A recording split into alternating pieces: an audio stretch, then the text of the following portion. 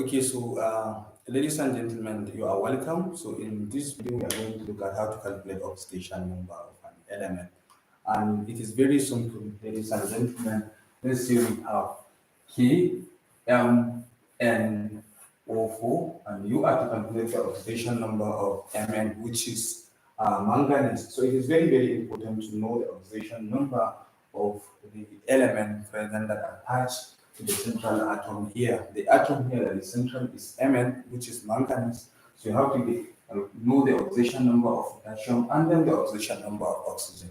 And it's simple, ladies and gentlemen. Potassium is an element with atomic number 19. So you know that first, when you have 19, or when you have an element with atomic number 19, like in this case, so first, first thing that you need to do, you need to know first the electronic configuration of potassium. So here the potassium has 2881. It means that it has one electron on its last shell, and this indicates that potassium is a metal and it can give out one electron. So because potassium is a metal and it can give out one electron, so that means the oxidation number of potassium is +1 because it is metal and it can give one electron. So therefore, the oxidation number of potassium is +1. And how many potassium do we have here is 1. So we now multiply it times 1 and we put it in brackets. And then the next thing is the manganese. So we are trying to get the oxidation number of manganese, so you can represent it as X. So you can make it as X element, which is unknown. So therefore, we are now going to say plus. The oxidation number of manganese is unknown, so we assume the oxidation number of manganese to be X. So therefore, we now have X times. Then you now check how many manganese do we have? We only have 1. So we now multiply it times 1. Then we open and we close bracket plus. Then the next thing is oxidation number of oxygen. So you need to know the oxidation number of oxygen.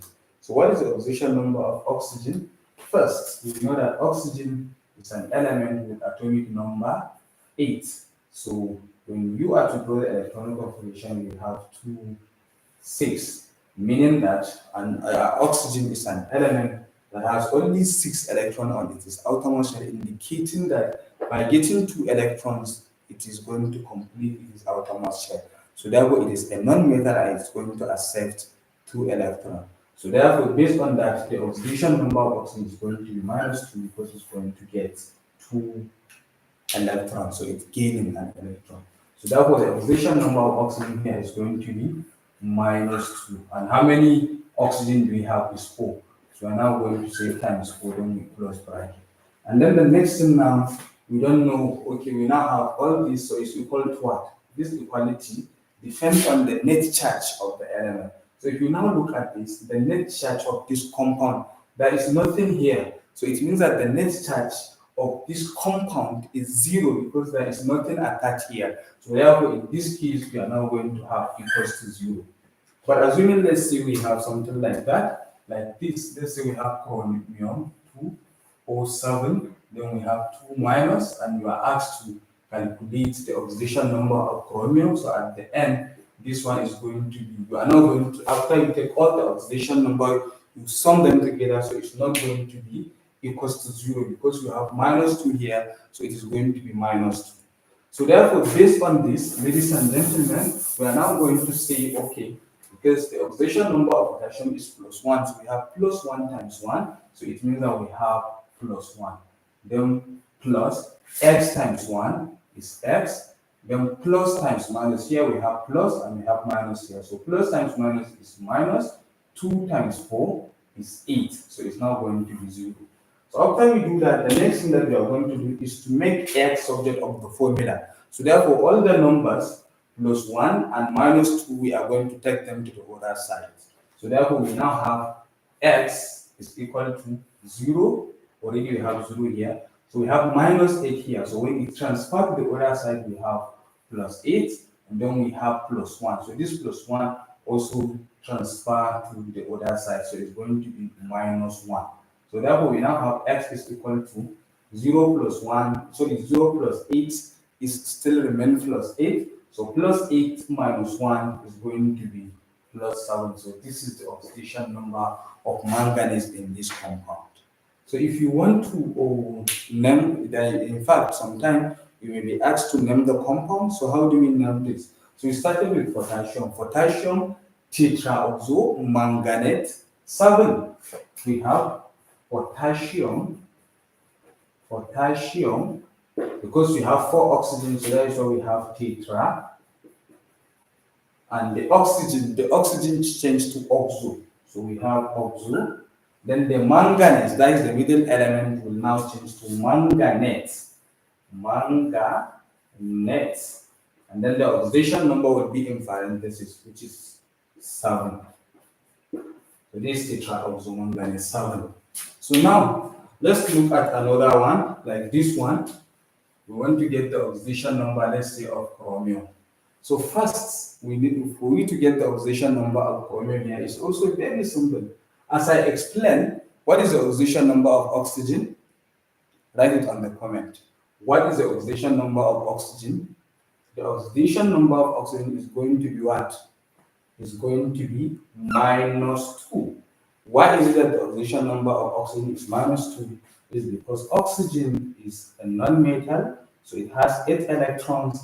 So therefore, the first shell will accommodate 2, and then the second one will accommodate 6. And for the last shell to be completely filled, this oxygen needs 2 electrons. So it's going to accept 2 electrons. So how is it going to accept 2 electrons is from metal? So it means that oxygen is a non-metal. So since it's going to accept 2 electrons, that is why the oxidation number of oxygen is -2. And therefore, we're going to get the oxidation number of chromium, so we can make it, which is X. So we can now say the oxidation number of chromium is X times, how many chromium do you have here is 2, then we open, then we close bracket. And then the next thing is oxygen, then we said now plus, what is the oxidation number of oxygen is -2, so we have -2 times, how many chromium do you have is 7, then we close bracket, then it's equal to. So you see the differences between this one and the other one here. Why we said here is equal to 0 is because the net charge of this compound is 0, so that is why it is 0. And then for this one, we actually said it is 2. Here, we are now, after we add all the oxidation numbers of the elements, so it's now going to be -2 because of these 2 minus. So therefore, we now have x times 2, we have 2x, then we have plus times minus is minus. So 2 times 7, we have 14 is equal to -2. So the 14 will now transfer to the other side. So we have 2x is equal to -2 plus 14. Then we now have 2x is equal to -2 plus 14. We have 12. So we divide both sides by 2. This one will cancel this. Then we now have x is equal to +6. This is the oxidation number of chromium. And in fact, you can even name it. How do you name this? You can now say, because there is no any metal attached to it here, we are now going to say tetraoxochromate.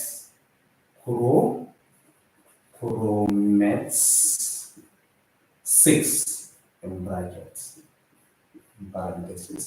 So I think, ladies and gentlemen, you can see clearly calculating the oxidation number is not a very big deal. It's very simple. Or do you have any compound? If you have any compound that you want me to calculate the oxidation number for you, just drop it on the comment box, then I will now do it. So do you have any problem apart from this? Do you have any problem?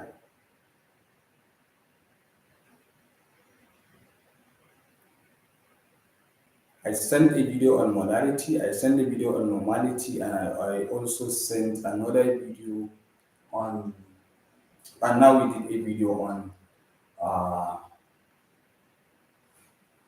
oxidation number. So do you have any other problem? And I think from here you can see that calculating the oxidation number is very simple.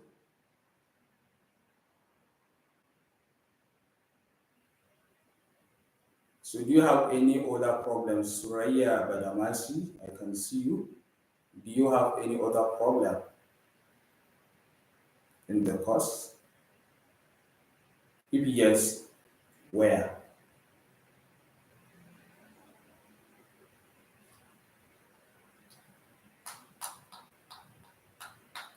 So it seems there is no any problem. So I think you can go and watch the video on molarity, and then also the this on oxidation number. So thank you very much. Bye bye.